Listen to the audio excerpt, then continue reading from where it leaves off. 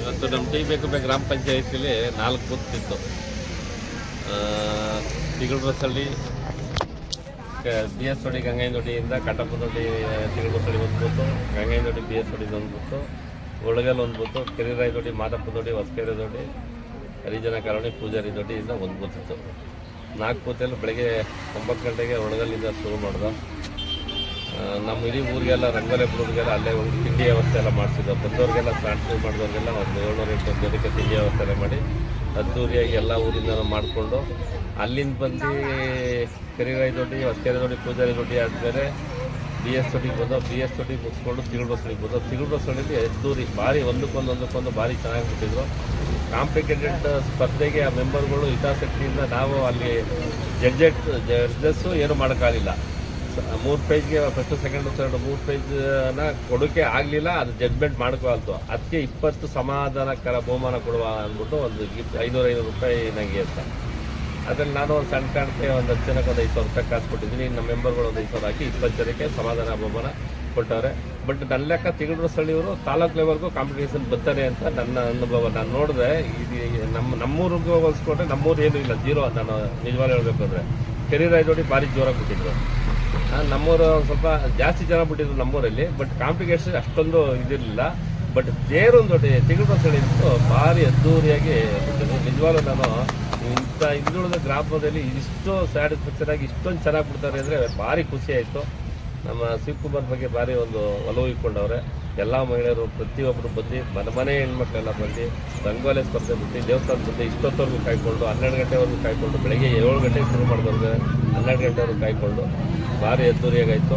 ಕನಕೋತ್ಸವ 4ನೇ ತಾರೀಕಿದ್ದು ಕನಕೋತ್ಸವಲ್ಲ ಇದು ಬತ್ತಾ ಅವರವರೇ ಸ್ವಂತ ತಮಟೆನಾಗರಿ ಕಾಮಿಡಿ ಕಿಲಾಡಿಗಳನ್ನ ಅವರೇ ಸ್ವಂತ ಖರ್ಚು ಹಾಕ್ಕೊಂಡು ಬ್ಯಾನರ್ಗಳು ಹಾಕ್ಕೊಂಡು ಅವರವರೇ ಸ್ವಂತ ಭಾರಿ ಅದ್ದೂರಿಯಾಗಿ ಆ ಲೀಡ್ರುಗಳು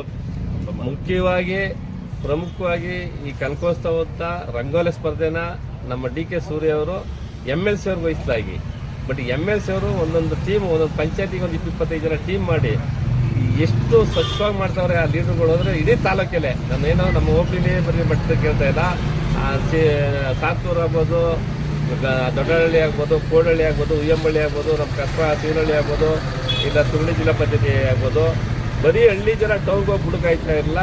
6 ಬಾರಿ 7 ಬಾರಿ ಕನಕೋತ್ಸವ ಮಾಡಿದಾಗ ನಮ್ಮ ಹಳ್ಳಿ ಜನ ಯಾರು ಅಲ್ಲಿ ಪಾರ್ಟಿಸಿಪೇಟ್ ಮಾಡೋಕ್ಕಾಯ್ತಾ ಇರಲ್ಲ. ಬಟ್ ನಮ್ಮ MLC ಅವರು ಇಂಥ ಏನಾದ್ರು ಮಾಡಿ ನಮ್ಮ MP ಅವರು MLC ಅವ್ರು ಕುಂತು ಹಳ್ಳಿ ಮಟ್ಟಕ್ಕೆ ತರಬೇಕು ಅಂದರೆ ಆಮೇಲೆ ಪ್ರತಿ ಹಳ್ಳಿ ಮಟ್ಟಕ್ಕೂ ಬಿಟ್ಟು ಇದೆಲ್ಲ ಸಕ್ಸಸ್ ಮಾಡಬೇಕು ಅಂದ್ರೆ ಭಾರಿ ಕಷ್ಟ ಇದೆ. ಬಟ್ ನಮ್ಮ ಕಾಂಗ್ರೆಸ್ ಕಾರ್ಯಕರ್ತರು ಕಟ್ಟಾಳುಗಳು ಹಗಲು ಬೆಳಗಾನ 1 ತಿಂಗಳು ಅವರು ಸರಿಯಾದ ಟೈಮ್ ಸರಿಯಾಗಿ ಊಟ ಮಾಡ್ತಾರೋ ನಾಷ್ಟ ಮಾಡ್ತಾರೋ. ನಮ್ಮ ಮಹಿಳಾ ಅಧ್ಯಕ್ಷರುಗಳು ಎಲ್ಲರೂ ಬಂದು ಎಲ್ಲ ಕಡೆ ನಿಂತ್ಕೊಂಡು ಎಲ್ಲರೂ ಭಾರಿ ಅಚ್ಚುಕಟ್ಟಾಗಿ ಮಾಡ್ತಾವ್ರೆ.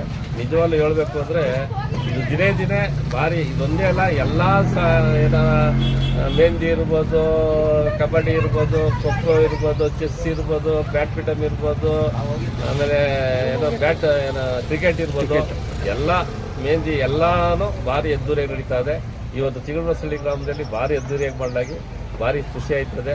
ಎಲ್ಲರೂ ಒಟ್ಟಲ್ಲಿ ಒಂಥರ ಹಬ್ಬದ ವಾತಾವರಣ. ಸಂಕ್ರಾಂತಿ ಹಬ್ಬ ನೆನ್ನೆ ನಾವು ಮಾಡ್ರೆ ಇವತ್ತು ಸಂಕ್ರಾಂತಿಗೆ ಯಾವಾಗ ಹಾಕೊಳ್ಳೋದು. ಇವತ್ತು ನಾನು ಬಜೆಟ್ ಹಾಕೊಂಡು ನಮ್ಮ ಸಾಹೇಬ್ರಿಗೆ ನಾವು ಒಂದೇ ಒಂದು ಕೇಳ್ಕೊಳ್ಳೋದು, ವೆಂಕಟರಮಣ ಸ್ವಾಮಿ ಸನ್ನಿಧಾನದಲ್ಲಿ ಒಂದೇ ಒಂದು ವಿಚಾರ ಕೇಳೋದು. ಆ ಸಿದ್ದರಾಮಯ್ಯ ಸಾರು ನೆಗನೈದ ನಮ್ಮ ಸಾಹೇಬ್ರಿಗೆ ಒಂದು ಅಧಿಕಾರ ಕೊಟ್ಟರೆ 28ಕ್ಕೂ ನಮ್ಮ DK ಶಿವಕುಮಾರ್ ಮತ್ತೆ 5 ವರ್ಷ ಸರ್ಕಾರ ತರ್ತಾರೆ. ಅವ್ರನ್ನೇ KPCC ಅಧ್ಯಕ್ಷ ಈಗ 2 ವರ್ಷ ಅಧಿಕಾರ ಕೊಟ್ಟರೆ ನಿಜವಾಗ್ಲೂ ಇನ್ನೂ 5 ವರ್ಷ ಮುಂದೆ ಅವರು CM ಆಗಿ ಮುಂದುವರಿತಾರೆ. ಸರ್ಕಾರ ತಂದೆ ತರ್ತಾರೆ. ಅಂತೆ ನಾಯಕರಿಗೆ ನೀವು ದಯವಿಟ್ಟು ಸಿದ್ದರಾಮಯ್ಯ ನಿಮ್ಮ ಕೈ ಮುಗಿದು ನಿಮ್ಮ ಕಾಲ ನಮಸ್ಕಾರ ಆಗ್ತೀವಿ. ನಮ್ಮ ತಾಲೂಕು ಜನ ದಯಮಾಡಿ ಅಧಿಕಾರ ಕೊಡಿ ಸಿದ್ದರಾಮಯ್ಯ ಅಂತ ನಾನು ಮಾತು.